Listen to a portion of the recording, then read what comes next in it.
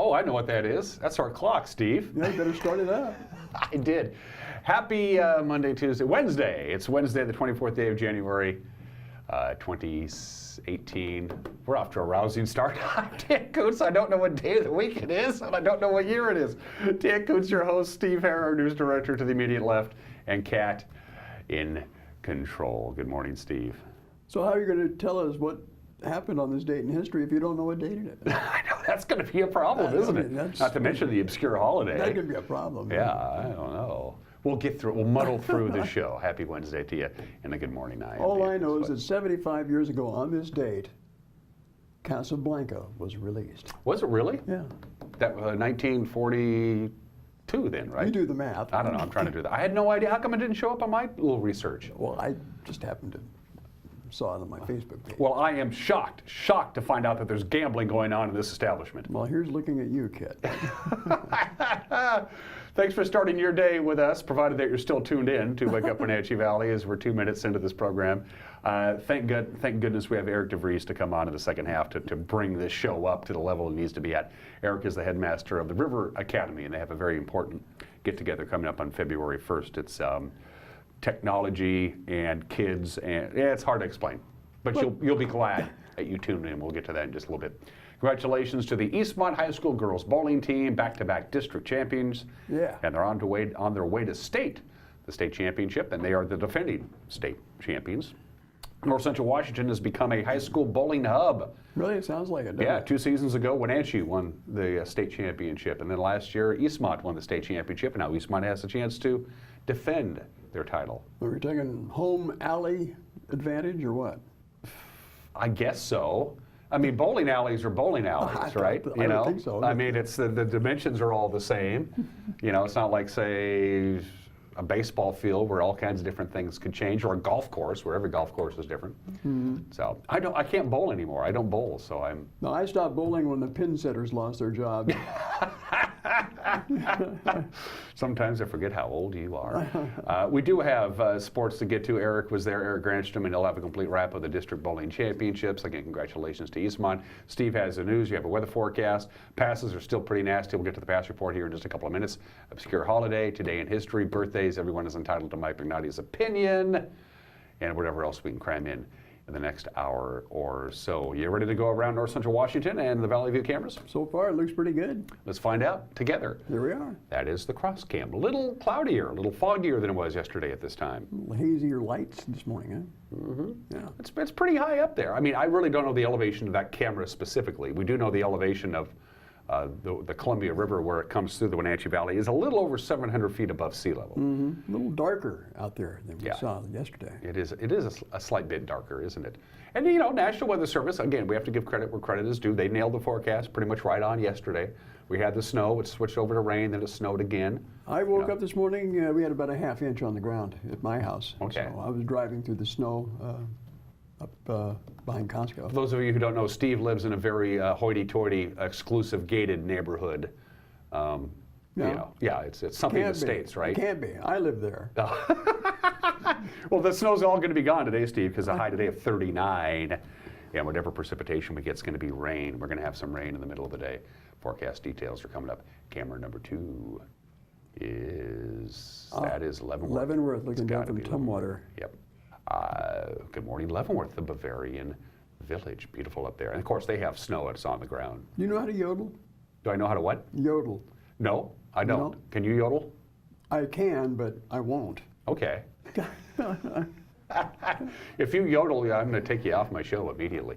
Good morning, Leavenworth, and if you're curious to where that Sky-Fi camera is, it's right as you enter the Tumwater Canyon. There's that big peak, and we have a tower right at the very top of that. So that's just as you start heading towards beautiful downtown Whitten, through the Tumwater Canyon, and of course eventually to Lake Wenatchee, which was of course named after the tribe lake. All right, number 3. We are looking at number 1 canyon. 5th Street is fairly prominent, Steve, in the campus of Wenatchee Valley College.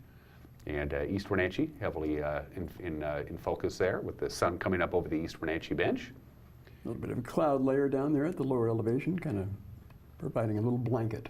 And once again, these cameras are all courtesy of Localtel's Sky-Fi high-speed wireless internet, which means if you don't have fiber to your house, They'll put a dish up and boom, you can get, 100 by 100 and you get screaming fast internet right there. That's the Waterville camera pointing down towards the Wenatchee Aniat. Valley. Is that Aniat? What's Aniat right in That's front of me? Aniat, yeah. That's Aniat. Beautiful Aniat, I might add. Gateway to recreation is what Gateway I'm to told. brief To what? in Ardenborough. That's true. Yeah. That's true. Good morning to Cooper's store. Yeah, I wonder if they're watching today.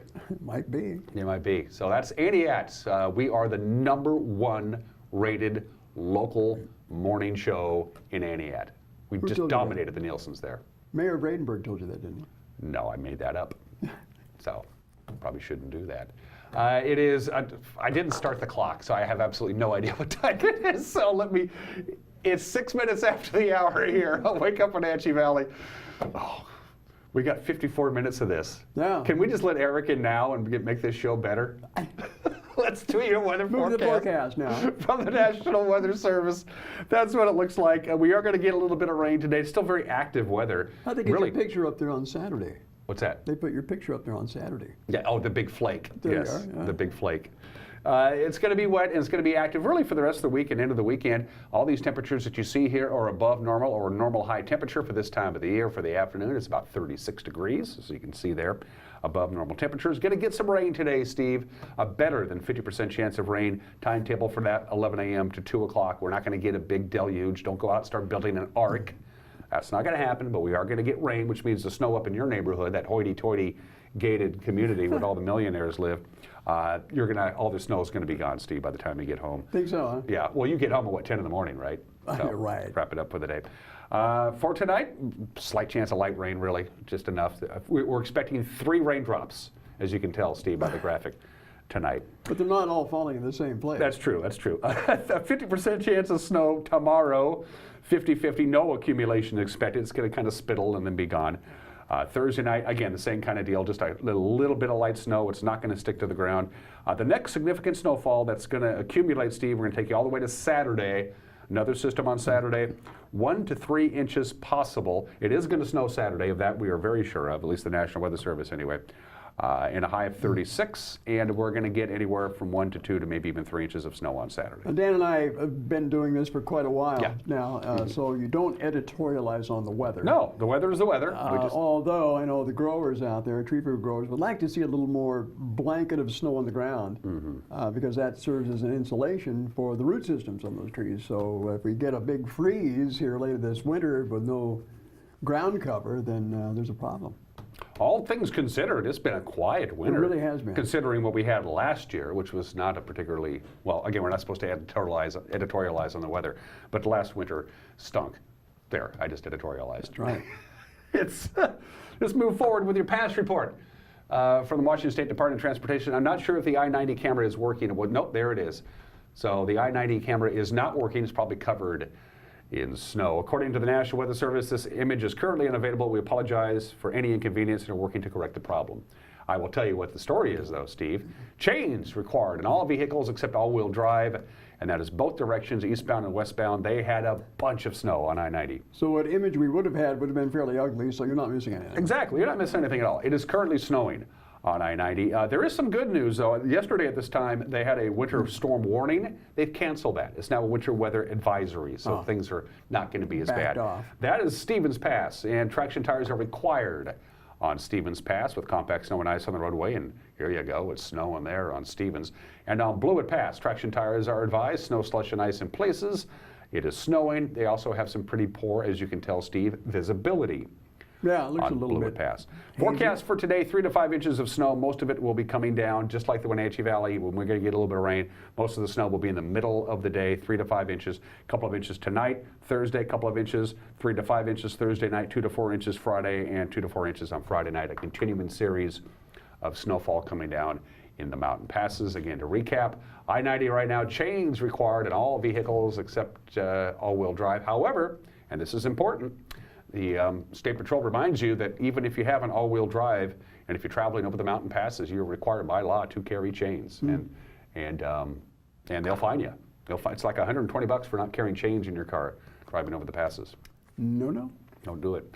Traction tires are required on Stevens Pass, and traction tires are advised on Blewett Pass. All right, I got to push my phone again. It's 10 minutes after 7 o'clock.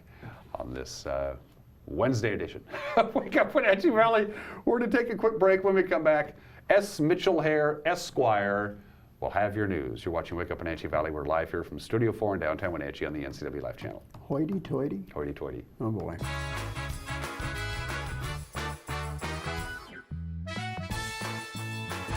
It's happening now at Wenatchee Valley Mall. PetSmart has come to town and they're throwing a great event.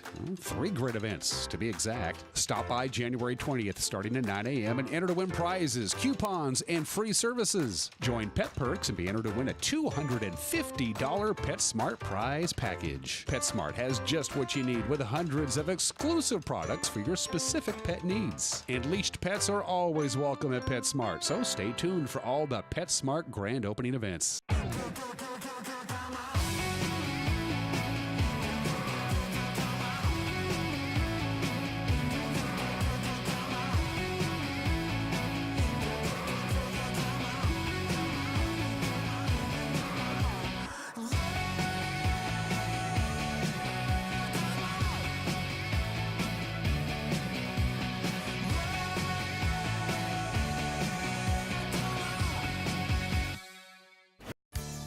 And now it's time for your local news update with Steve Hare.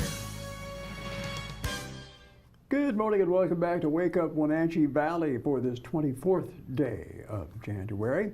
Here's what's happening around north central Washington news-wise. The search continues this morning for 2 suspects in a home invasion assault and robbery on the city's south side. It occurred Monday night.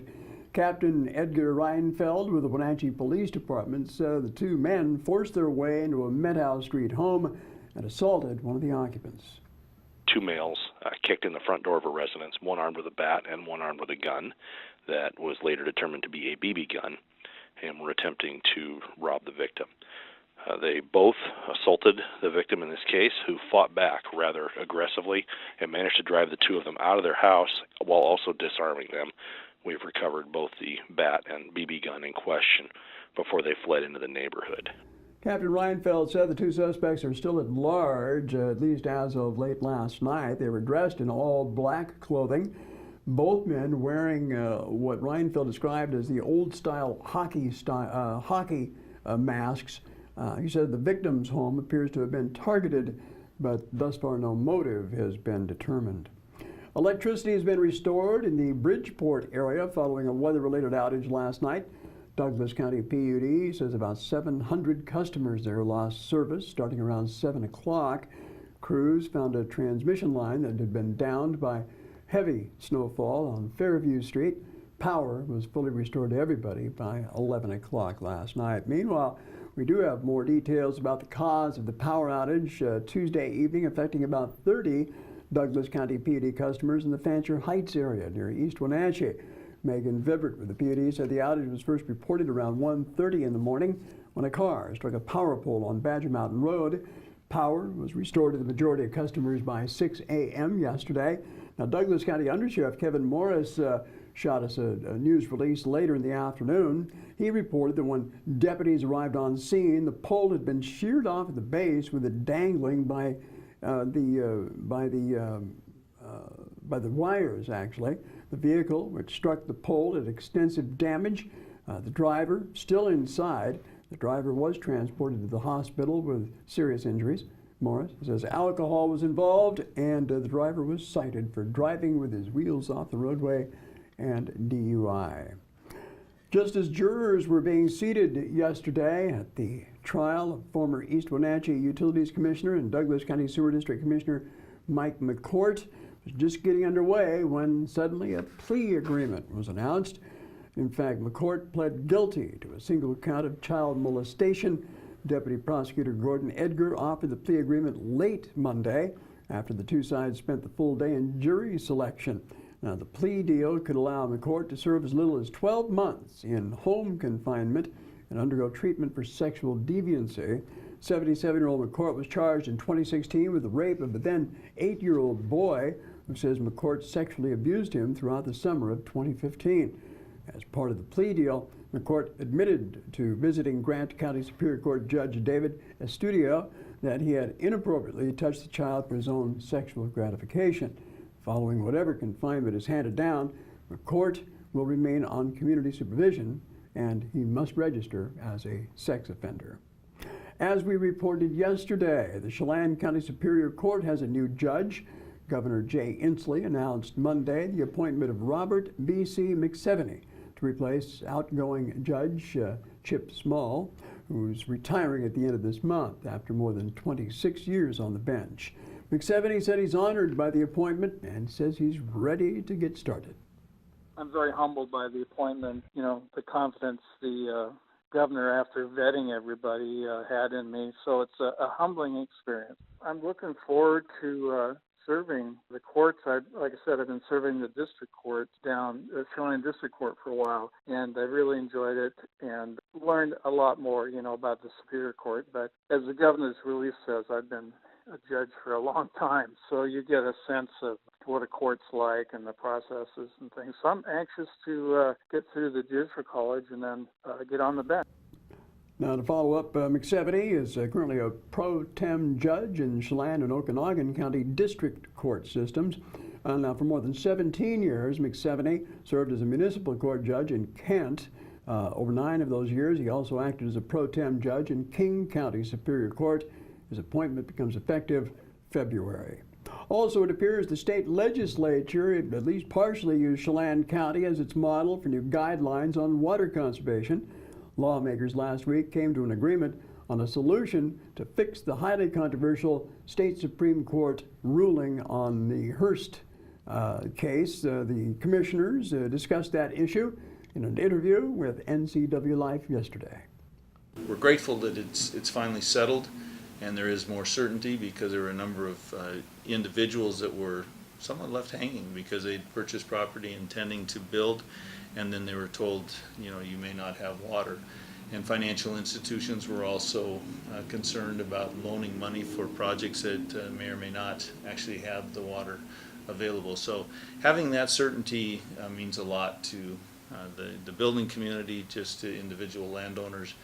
There's still some questions, I think, statewide as to how much water can be withdrawn, but I'm sure they'll continue to work on that. Okay, now, as a result of this decision or agreement that they've now established these WIRAs, is that right? Well, how does that work for Chelan County? Well, there in Chelan County we have the WIRA 45 is the Wenatchee. And then there's a WIRA for the Aniat and for the Lake Chelan, and then the Wenatchee and Squilchuck areas. And in fact, we share, in the Squilchuck, we share a WIRA. It's split between Chelan and Kittitas County. So those are water resource inventory areas, and those are the areas that have to determine how much water is available. I do want to mention, though, that Senator Hawkins was very helpful in making sure that the 12th district was cared for. I mean, when I say cared for, I mean the concerns were addressed. I mean, he really did work, diligently to make sure that our concerns were cared for. And Mike Caputa was very much involved with the senator's staff in making sure that the concerns and the efforts that had been done in each of these watersheds that I've mentioned, were certainly, upheld the findings. Okay, One of the advantages we did have is that Mike Caputa and his department had done so much work ahead of time that actually in the Hearst decision, it was Chelan County was referenced as the way it should be done. And that's one of the reasons why when this final Hearst agreement has come out, is that because of the work that had been done, we came out fairly well. And now we can go back to the issues that involve each individual watershed and not be hampered by the Hearst. The water situation isn't solved, but it sure makes it back to just something we are working out rather than being dictated to us. Now, my interview with the Chelan County Commissioners yesterday touched on a variety of issues. In fact, we also discussed the new federal tax law and possible immigration reforms and their impacts on the tree fruit industry. So we had a chance to talk to the two commissioners with their commissioner caps off and talking about how their respective industries are being affected by these new laws. We'll have more on those issues coming up later today on our NCW Live Evening News with Grant Olson at 5 o'clock. Well, today's the day, 3 o'clock this afternoon, our time, is when they make the announcement for the Baseball Hall of Fame class of 2018. Yeah. Will Edgar make it? What do you think? I'm hopeful, but I'm not going to bet on it. Let's just put it that way. It looks like there's a number of websites that keep track of the ballots. Now, the members of the Baseball Writers Association of America make the decision. And 75%, you got to get 75%. That's why it's so hard to get into. But they are under no obligation whatsoever to make their ballots public. But for those who do, there are a number of websites and people like that who keep track of the ballots and who the individual writers have voted for. And right now, most of the ones that I've taken a look at, he's just right at that 75% mark, maybe a little bit below. He's been trending upward for the last couple of well, hopefully we can get in there, but it's my opinion that if he doesn't get in, Barry Bonds shouldn't get in either. That's a whole other story altogether. Well, it is, Yeah, but, you know. Edgar was never accused or thought of maybe taking steroids. No. So that's another story altogether. Boy, I don't want to get into the politics of that. So good luck, Edgar. A couple of them are going to be just locks. They're in. Chipper Jones jumps immediately to mind. I think Vladimir Guerrero has a great chance. I think Jim Thome has a great chance. I'd like to see Trevor Hoffman in the Hall of Fame, the second all-time in saves. I, of course, have no chance of making it. No. So it's all about the placement of the thumb. I would tell you the pitch I invented. No. If you have potential to make it in the world of professional baseball, you'll want to come to me and I'll teach you a pitch that I came up with a few years ago. It's all in the grip and where you place the thumb on the bottom of the seam. But it starts out fast, as it's on its way to the plate. It starts out just smoking fast, and then it slows down, and then at the last second it speeds back up again. How do you do that? Bugs Bunny taught me that pitch, as a matter of fact. Steve mentioned the news, and I will mention the news. The news with Grant Olson comes your way at 5 o'clock, 6 o'clock, and 10 o'clock. Grant in the anchor chair. 5 o'clock, 6 o'clock, and 10 o'clock is your three chances to watch the evening news here on the NCW Life channel. You can also watch it on demand by going to our website, ncwlife.com, ncwlife.com. We're constantly populating it with new stories and new things. You get a weather forecast, you get sports, you can watch news on demand, you can watch Magnotti's show on demand. Why you would, I don't know. You can watch this show on demand. One-stop shopping center. That's Absolutely. ncwlife.com, our website. And if you want to share any news tips with us, you can call us on our hotline at 888-NCWL. You can also contact us about possible news stories and topics or issues on our website, also on Facebook and Twitter. Best yet, just email us at news@ncwlife.com. News is the great way to get our news email address is great because everybody in the newsroom gets it. Exactly. So that way nothing falls between the cracks, Let us know what's going on out there. as it were. Please, we'd love to hear from you. 23 minutes after the hour on this Wednesday edition of Wake Up Wenatchee Valley. 1 minute break. When we come back, highlights from yesterday's District Bowling Championships at Eastmont Lane. Sports is 1 minute away. You're watching Wake Up Wenatchee Valley live here from Studio 9 in downtown Wenatchee on the NCW Life channel.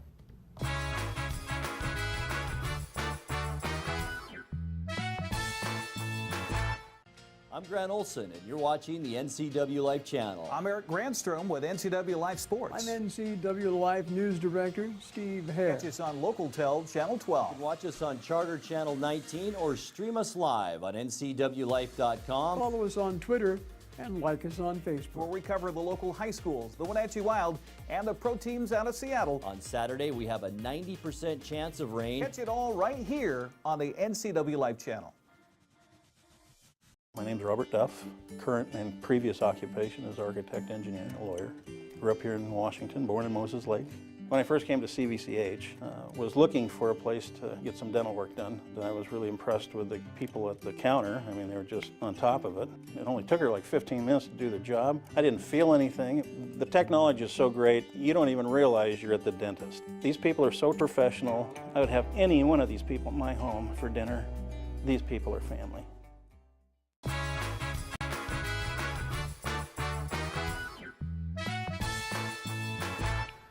25 minutes after the hour, we have some light freezing fog and 32 degrees. We're going to see some rain in the middle of the day and a forecast high of 39. All right, sports. The District 6 Girls Bowling Championships were held yesterday afternoon at Eastmont Lanes. Eastmont, Wenatchee, Eisenhower, and Moses Lake competing for one spot in the state tournament. Eric Grandstrom was there, and he filed this report.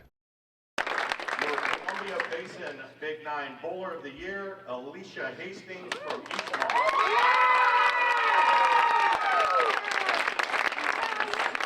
Columbia Basin Big Nine Coach of the Year, Miss Christy Bingy, Eastmont.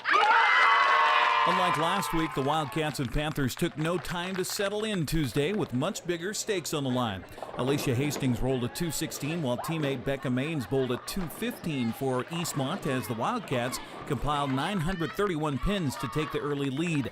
Wenatchee stayed right there, however, as the Panthers' Jessica Holbrook bowled a 200 and Hannah Johnson finished with a 199 to help Wenatchee to an 897. Kyla Hankins came out on fire in Game 2, bowling 7 strikes and only leaving the final ball in the 10th open for a tournament-high 247 as Wenatchee closed the gap with a 920 to Eastmont's 894.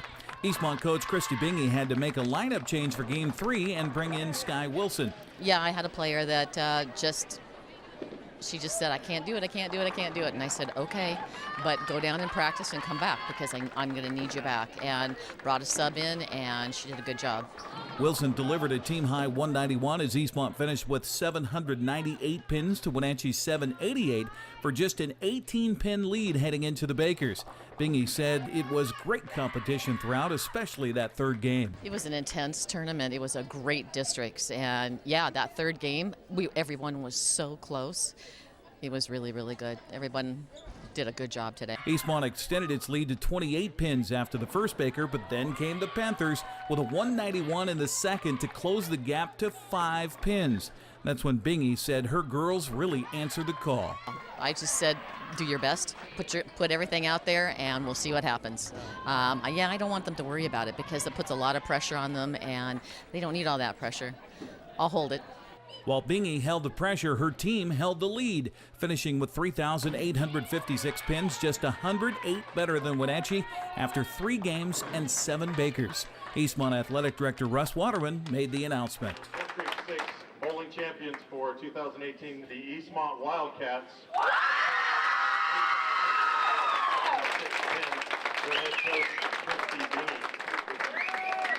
The medalist for the tournament, who also now qualifies for the state as an individual bowler, Miss Kyla Hankins. She had a pin total of 578 pins for a 192.7 average. Listing her as the second individual participant at the state bowling tournament, also from Wenatchee, Miss Hannah Johnson.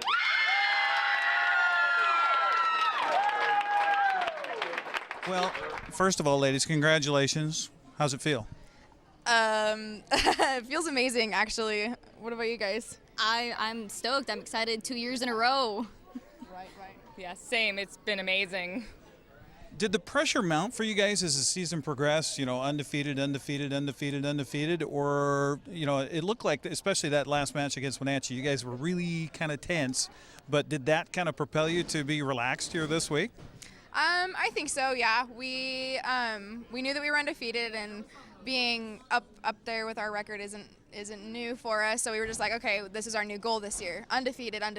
And now that we were here, I think it really helped us actually stay loose, knowing what our goal was.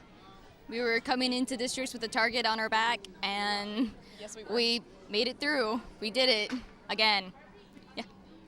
Yeah, we made it as a team, and it was a team effort all the way, and I'm so proud of everyone. Covering the District 6 Bowling Championships at Eastmont Lanes, I'm Eric Grandstrom for the NCW Life Channel. Thank you very much, Eric, and congratulations to Eastmont, the State Bowling Championships, the first weekend in February. All right, on to the Les Schwab Prep scoreboard from yesterday. There were other sports going on in boys basketball. Omak got the better of Cascade, 64-50. Okanagan shut down Chelan, 75-29. By the way, these are boys' scores. Moses Lake Christian defeating Cascade Christian 55-45. Waterville Mansfield found its offense. They beat Bridgeport 70-59. Brewster got the better of Manson, 54-45. On the girls' side, to the Les Schwab Prep scoreboard we go. Okanagan got past Chelan, 48-43. Omak crushed Cascade, 71-36. Moses Lake Christian got the better of Cascade Christian by 20, 50-30. Waterville Mansfield continued to win, a 68-36 win over Bridgeport, and Brewster downed Manson 59-46. to 24. And that is sports at 7:30 on this Wednesday, January 24th, and it's time for the obscure holiday of the day today. And today is National Peanut Butter Day. Peanut butter. Peanut butter goes back, we think, about 1500 BC. That's a long way. It's not the peanut butter that we know of today, of course, obviously. A lot of myths and misconceptions about who actually invented peanut butter. A lot of people in the United States believe that George Washington Carver, apparently the guy who carved up George Washington as the inventor of peanut butter. That's not true. That is not correct. He's a big peanut guy, and he got people into peanuts, but he didn't invent peanut butter. No, we'll give the credit to Joseph Rosefield, who was a chemist. And in 1922, he figured out a way to keep peanut butter smooth, because peanut butter wants to separate from the oil, and he figured out a way that if you put a special kind of oil in the peanut butter, it kept the peanut butter stable and the oils wouldn't separate. 6 years later, he sold his invention to the company that would create Peter Pan peanut butter, and then he kind of missed it, so 4 years later he started his own peanut company called Skippy, and now we have Skippies and Planters and Smuckers and Jif and all kinds of different peanut butters. Fun facts about peanut butter. Everybody remembers that Jimmy Carter was a peanut farmer, so was Thomas Jefferson. So 2 presidents were peanut farmers. 1 acre of peanuts will yield approximately 30,000 peanut butter sandwiches, depending on how much peanut butter you put on your sandwich. The average peanut farm is about 100 acres. 75% of American homes have a jar of peanut butter in the pantry.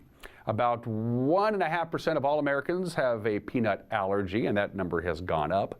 Why, we don't know. Americans spend about $800 million a year on peanut butter. That's a lot of peanut butter. And women and children, most likely to enjoy the creamy kind, while men are more partial to chunky peanut butter. It's Peanut Butter Day today. January 24th. Yes, write it down. Okay, it's today in history time. January 24th, 1848. James W. Marshall was just hanging around Sutter's Mill near Sacramento. He said, and that's the very spot, by the way, that you see, I think there's gold down there. And as a matter of fact, there was gold down there. James W. Marshall, who was in charge of Sutter's Mill near Sacramento, was the one who found the gold. Marshall allowed his mill workers to look for gold when they weren't working on their mill, so they could work on the mill, and then during lunchtime and spare time and on weekends, he said, you can go look for gold if you want, which was a huge mistake because the mill eventually failed because all the workers quit their jobs to go look for gold. The gold rush kind of began in this state in 1848, by the way. James W. Marshall ended up not getting a dime for his discovery. Neither did the owner of Sutter's Mill. He didn't get anything anyway. But the gold rush, the California gold rush, began really 170 years ago today in 1848. Today is the 57th anniversary of the Goldsboro B-52 crash.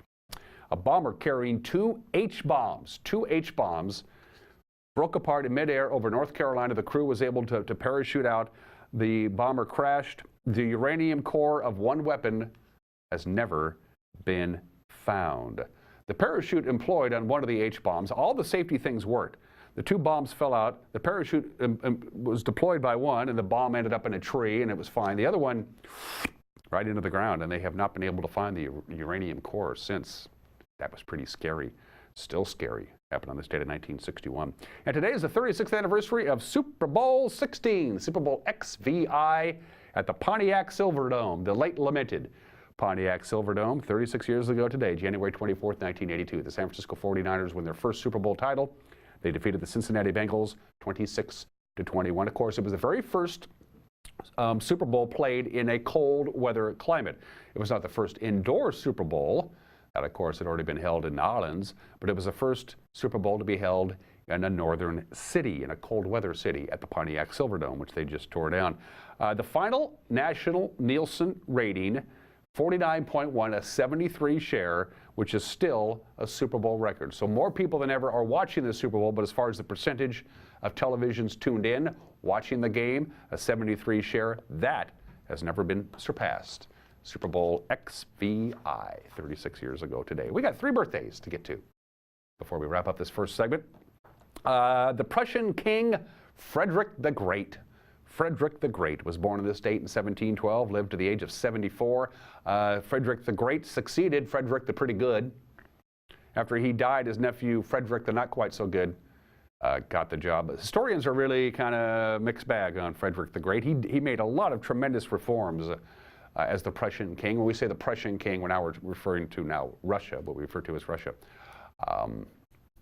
You got to read up on this guy. It's a little too complicated to explain, but I think he did a pretty good job. He named himself Frederick the Great. He didn't have any problems with his ego. Born in the state in 1712. This guy is in the news. Neil Diamond. Neil Diamond is 77 years old today. Rock and Roll Hall of Fame, class of 2011. He will be honored this Sunday. The Grammys are this Sunday. He's going to be honored by the Recording Academy with their Lifetime Achievement Award on Sunday night. Of course, Neil Diamond announcing yesterday he's been diagnosed with Parkinson's disease and he is going to cease touring. He's no longer going to tour. He says he's still going to write and he's still going to record, but the Parkinson's disease, which he was just diagnosed with, is going to prevent him from actually hitting the stage. Neil Diamond is 77 years old today. And I don't know what to say about John Belushi. John Belushi, boy, this guy, talk about live fast, play hard, die young. John Belushi did just exactly that. He was born in the state in 1949, passed away of a drug overdose in 1982 at the age of 33. Animal House was always, just a classic movie with John Belushi, and all the classic stuff was Saturday Night Live. Every movie he ever made except one he made with his good buddy Danny Aykroyd. John Belushi, American comedian legend, was born in the state in 1949. All right, it is 36 minutes after the hour. Everyone is entitled to Mike McNally's opinion. That's just a couple of minutes, and then Eric DeVries, the headmaster of the River Academy, will be dropping by in just a few minutes. You're watching Wake Up Wenatchee Valley live here this morning from Studio 7 in downtown Wenatchee on the NCW Life channel.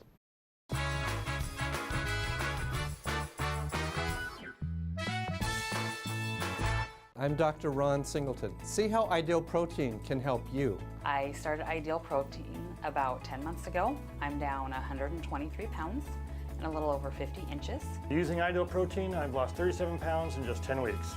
I lost over 52 pounds in 4.5 months on Ideal Protein. This has been a wonderful journey. The food is great and it's a very easy program to follow. This medically designed program has repeatable, safe, and effective results. Call us today to schedule your weight loss consultation. Alone, it can be hard to reach our dreams. It can feel like you aren't welcome anywhere.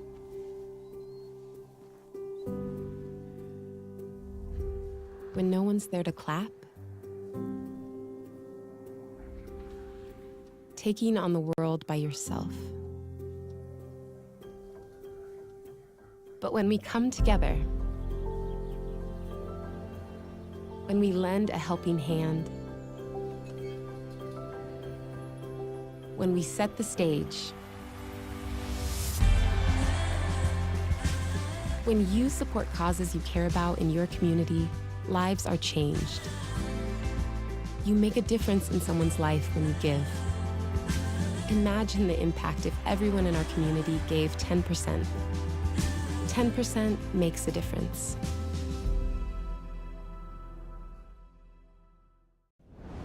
SkillSource specializes in assessing and guiding youth, adults, and laid-off workers who want to improve their skills. Here you can attend in-depth workshops to assess skills and interests, make career plans, and learn computer basics. Learning centers provide eligible youth and adults individualized computer-assisted basic education. Vocational training is arranged with approved providers like community colleges or on the job with businesses. Don't wait any longer. Let's get working on the future you've been dreaming about. Hi, I'm Cordell Schroeder, owner of East Wenatchee Mobile Storage. If you're thinking about making a move anytime soon, check out the East Wenatchee Mini Storage brand new mobile storage service. They drop it off at your location, you pack it, and they pick it up and store it in their protected warehouse at East Wenatchee for as long as you need. When you're ready, they'll drop it off at your new home or office. East Wenatchee Mini Storage is excited to offer this brand new service to our region. Call 509-884-8643 or find us on the web at ewministorage.com. Bay Equity Home Loans in Wenatchee, serving all of North Central Washington. We make it our priority to learn all about your financial needs. Whether you're buying your first home, refinancing, or want a reverse mortgage, our mortgage professionals are ready to guide you through the loan process. We have a wide variety of loan products to fit your family's needs. Call Bay Equity Home Loans of Wenatchee today for your pre-approval. 509-888-0466.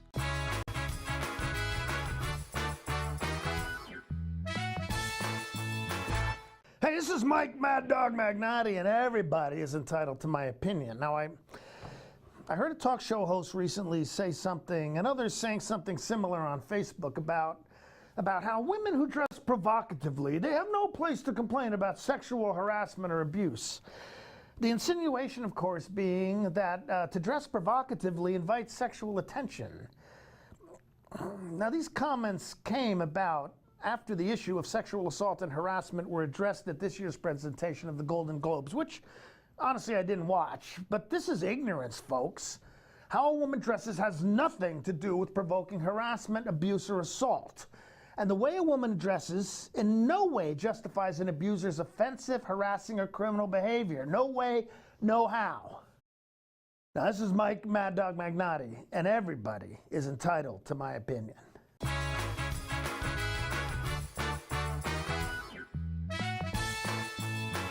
If you're stuck trying to find the perfect beer for you, look no further than Badger Mountain Brewing.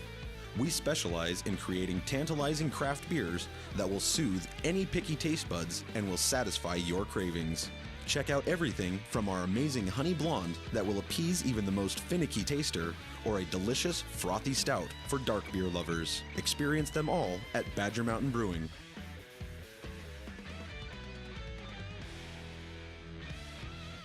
Hi, this is Carl. And Kathy from East Wenatchee Grocery Outlet. We are excited to be a part of this wonderful community and look forward to meeting you at East Wenatchee Grocery Outlet. Our store is filled with name brand products at bargain prices at 40 to 60% savings. We have a large selection of natural, organic, and specialty foods. Stop by and meet Carl, the wine guy, on Wednesday. East Wenatchee Grocery Outlet, where you can win what you saved. Stop by soon. So, how you guys doing? My job starts in Portland in a month. Can we find a buyer that fast? I think we're good. Our CBX app tells us who the best potential buyers are. We can pinpoint where the hottest prospects are located, right on this map. 2 cities over.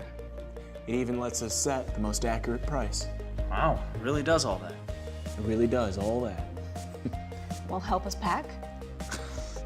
We're working on that.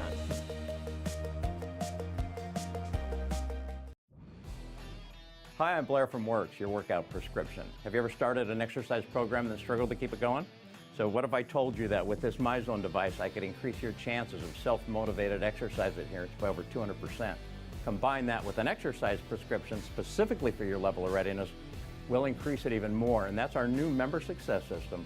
It's $99, it's exclusively at Works. It includes your MyZone belt. Works, yourworkoutrx.com.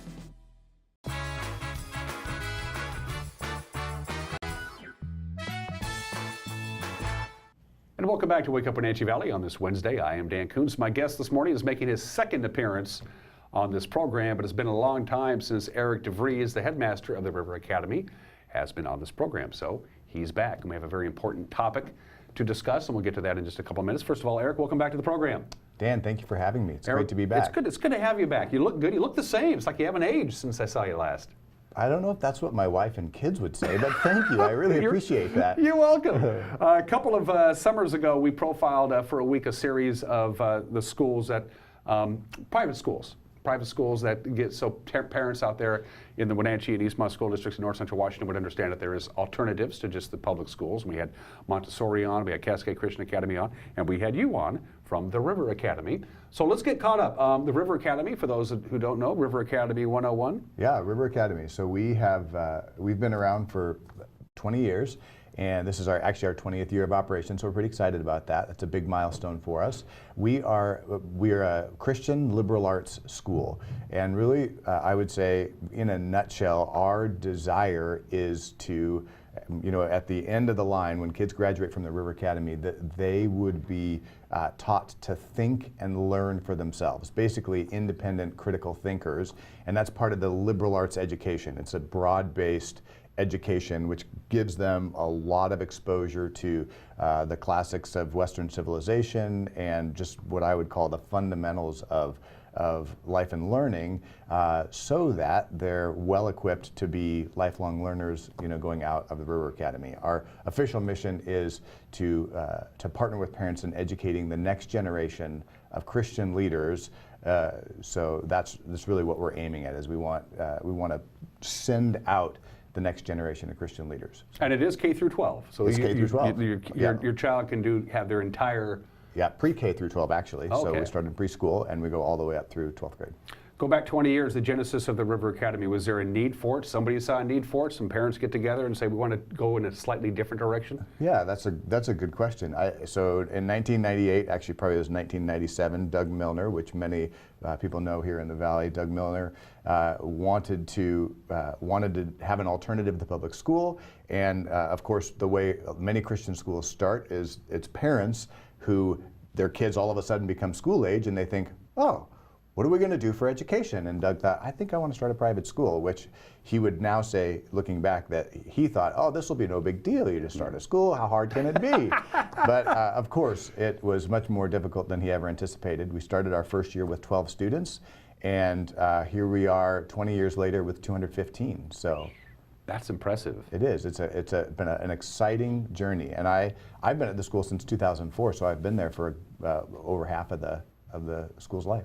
A lot of private schools, almost all of them, are affiliated with a church per se. Are you affiliated with any formal denomination? Yeah, great question. We are not. We're not affiliated with any denomination. We are housed in a Baptist church. The Wenatchee Valley Baptist Church has been gracious to house us for our whole 20 years of operation, but we're not affiliated with them. Even though we've got great relationship with them, it's not an official affiliation. We're a non-denominational school. And how much does the superintendent of public instruction or the state government agency plays a role in that? Do you still have to, the kids still have to have a certain amount of credits and a certain amount of courses to graduate? Yeah, great question. So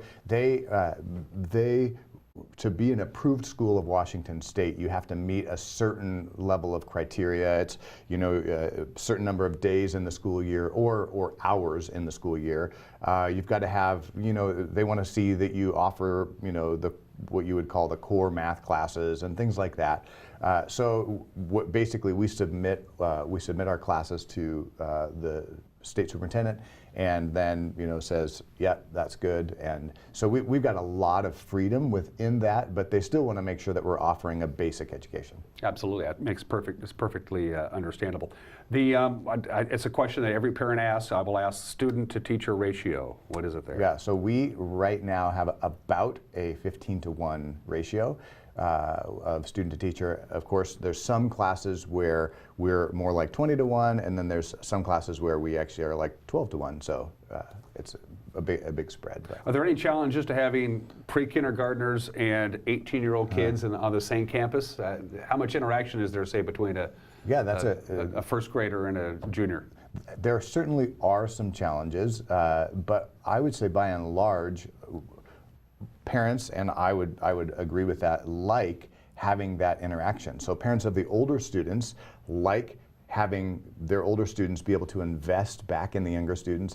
My daughter's a first grader, and her favorite day of the week is Friday when the seniors come down and do reading buddies with her. So she loves this. She looks forward to it every week. So those are some, for my daughter, she gets to look up to these seniors, and for these seniors, they get to invest in these little ones. So it's a cool dynamic. Is the success of the River Academy a bit intimidating? I mean, you're just going to get bigger and bigger and bigger, and all of a sudden you start losing that teacher to student ratio, and it gets a little too much. Yeah, I think we want to be faithful and true to our vision and our mission, and so even as we grow, we're still seeking to maintain that. We have 4 core values, and one of the core values is relational, and we've been very intentional about cultivating a relational environment at the school, and so that's something that's really important to us, and so I think we'll always try to maintain that student to teacher ratio, somewhere in that 15 to 20 to 1 student ratio, even as we grow. Obviously, being a private school, it's not free. There's tuition involved, right? It's true, yeah. Is there scholarships available? I'm speaking for a parent to go, I think the River Academy might be the way to go for little Johnny Jump Up and little Sarah Sue, but I don't have the money. I can't afford to send them off to River Academy. I hear that a lot, and what I always say to people is apply for scholarship. We do not want finances to be a barrier to you sending your kid to the school. And so I think right now we have about 25% of our student population on financial aid of some sort. What's the difference between a headmaster and a principal? Good question. So it's just curious. I mean, in some ways, if you were to come in and kind of shadow me, I'm not sure there is much of a difference. I think really it's a title. Long term, as we get bigger, I will become more of, I'll step more into a head of school role, and then I'll have a principal underneath me for high school and a principal underneath me for elementary. And right now I have an elementary administrator who takes care of kind of all of the elementary, and then I oversee the middle school and high school. But eventually I'll probably have principals in each of those spots, and then I'll be kind of over the whole thing. Big picture. And you strike me as being the kind of administrator that doesn't spend a lot of time in his office. I'm sure you're out in the hallways talking to kids. Yes, and if I'm in my office, there's usually someone in there. So. I got called to Mr. DeVries' office again. I can put on the scary face, but I try not to. Again, trying to keep that relational environment. So 20 years. Before we take a quick break and talk about the program on Friday the 1st, give me a River Academy success story. Somebody who graduated and is now doing great guns out there in the world. Yeah, we have a lot of them. We've got students who are now physical therapists here in town. We've got students who are doctors who are just getting ready to graduate from med school. We've got students who have pursued law degrees. We've got there's lots of different. So I think all of our graduates are a success. I love connecting with all of them. Well, the fact that the River Academy is celebrating its 20th year is proof in and of itself. It's a success, and it's working. So, on the first day of February, this is something that every parent is going to want to attend. We're going to be talking about the Alone Together program, which is coming up again on February 1st with Eric DeVries, the headmaster of the River Academy. That, when we come back, you're watching Wake Up Wenatchee Valley, live here from Studio 2 in downtown Wenatchee on the NCW Life channel.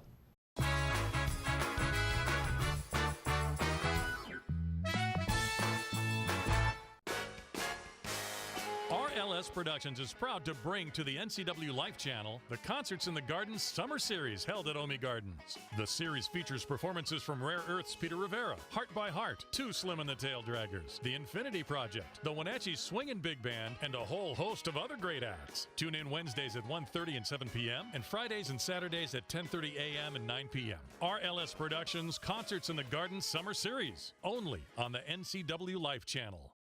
Winter weather has arrived in the Wenatchee Valley, and it's no fun to be stuck outside in the cold, and your dog or cat don't appreciate it either. Paws and Claws Veterinarian Hospital would like to remind you that your pet is susceptible to hypothermia and frostbite just like you. After going outside, wipe off their paws to prevent them from licking de-icer or antifreeze. Dr. Shauna Baez and her staff care about your pets. If your pet needs medical attention, call 888-PAWS or find them on 4th and Nile in East Wenatchee. Thursday night, hockey night on the NCW Life channel. It all begins at 7 o'clock with a call of the Wild and Clarkie's Corner. Then it's non-stop hockey action with a voice of the Wild, Arch Ecker. Join us as the Wild battle the rest of the BCHL. Thursday night is hockey night on the NCW Life channel.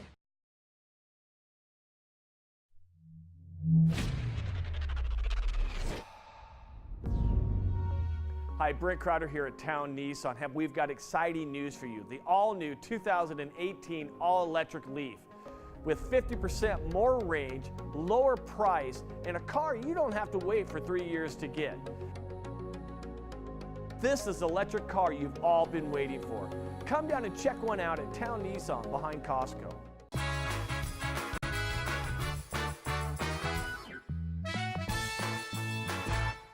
And welcome back to this Wednesday edition of Wake Up Wenatchee Valley. I'm Dan Kuntz alongside Eric DeVries, who is the headmaster of the River Academy. I'm going to quote directly from the flyer. It's a free community workshop for parents, grandparents, and youth workers alone together, helping parents engage their children in conversations about modern technology from a Christian perspective. That's a big topic, Eric. It's a big topic, you're right. Yeah, we are excited to bring this group in to talk to families from our community. It's presented by Axis? Axis, yeah. Okay. They call themselves, Axis calls themselves culture translators. And I don't know about you, but I don't love to swim in pop culture. I got lots of things going on, and so one of the reasons I am drawn to Axis is that they swim in it for me, and then they translate the culture. And so they swim in all of that modern technology and stuff that's going on in the culture, and then they can translate it and help me as a parent have some tools to know the world that my kids are swimming in. Boy, I could use that because I'm completely ignorant of contemporary American popular culture. It's something I'm quite proud of, as a matter of fact. If you watch The Birthday Club, you know what I'm talking about. I mean, I had Frederick the Great's birthday on. Parents, when we always talk about, well, now we have to have the talk. The talk used to be about the birds and the bees. Now parents have to sit and have the talk about Facebook and Instagram and Twitter. Yep.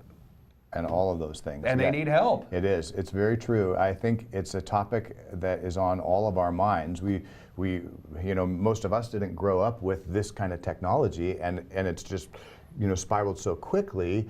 We don't want to be those. We don't want to be the parents that just say, no, you can't have any technology, and absolutely not, and draw these really firm fences. We want to have our kids healthily engage in all of the world of technology, but I think we all also recognize that there are inherent pitfalls in some of those new technologies. So how do we do it? How do we engage our kids in healthy dialogue around technology? Is this geared strictly to parents and grandparents and and adults who are raising kids, or are kids supposed to show up too? Well, that's a great question. Kids can come. It's really geared towards parents. It's wanting to equip the parents, give the parents tools to be able to have more dialogue with their kids. For example, I'm not on Instagram or Snapchat. That's not. I don't have any kids that are doing that, and so I'm not really, jumping into that world yet. And there's lots of ins and outs of how that works. I have no idea what they are. So one of the things we want to do is give parents tools to say, hey, did you know this? And did you know this? And, to help their kids navigate, this whole technology revolution. And there is no one-size-fits-all answer here. It's more informational than anything else. Yeah, it's very much informational. Again, just kind of giving parents tools.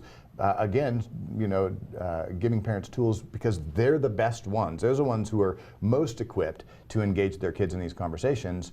But I think many of us, myself included, feel ill-equipped. If we feel like, I don't know if I have the tools. And so we want to give parents tools to engage in that conversation. Going back to where we started, how does technology, social media, whatever, modern technology fit into the River Academy? That's a great question. Do you allow your kids to sit around on their phones during class? I mean, how does that work? That's a good question. So in elementary and middle school, not really. Some of our middle schoolers have phones, but we don't want them pulling them out, during the day, just because it's a distraction. And like I was talking about earlier, we want that relational environment.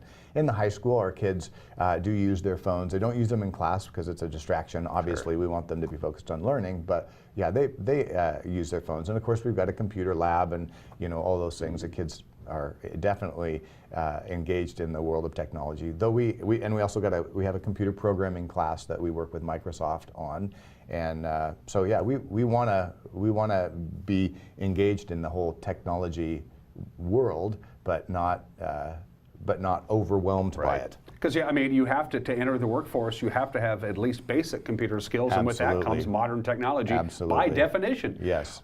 Nuts and bolts, where, when, how much, all that good stuff. Yes. Eric. So February 1st, it's a Thursday evening at Sage Hills Church. And it's 7 p.m. It'll probably go 7 to 8:30, something like that. It's free. This is our gift to the community. We are having a training at our school on Friday morning, so we brought these guys in to train our students and to have conversations with our students. But we thought, well, geez, if we've got them here, why don't we ask them to speak to our community and just offer this up?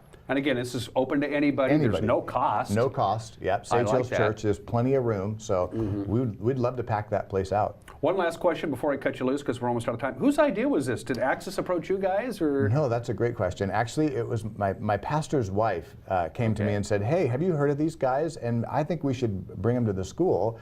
And I thought, hey, that's a good idea. So we looked into it, and then this summer we called them up and said, hey, would you come to Wenatchee? So. Regardless of your spirituality, this is something you should go to. And by the way, do you think God has a Facebook account? Does he need one? No, I don't think he does. Eric DeVries is the headmaster for the River Academy. Thanks for joining me, my friend. Yes, thank you. Everybody have a great Wednesday. We'll have you in for the big 20th anniversary wing ding in That'd March. be great. All right, We'd love to have you again. Everybody have a great Wednesday. We'll see you tomorrow. Bye-bye.